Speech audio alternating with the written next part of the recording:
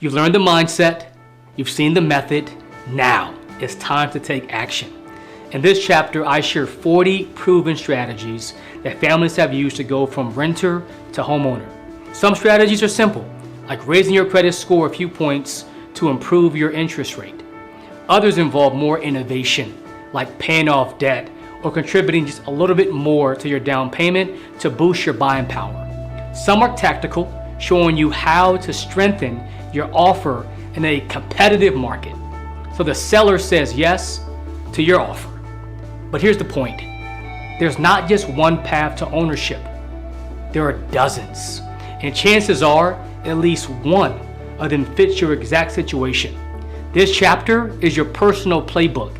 It shows you that even if you think you're not ready, there are real, actionable steps you can take to prepare and position yourself to buy your first home. You don't have to wait on the perfect moment.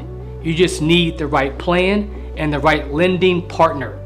And if you're serious about leaving renting behind, if you're ready to own your future, then the next move is yours. Let's make your chapter the next success story.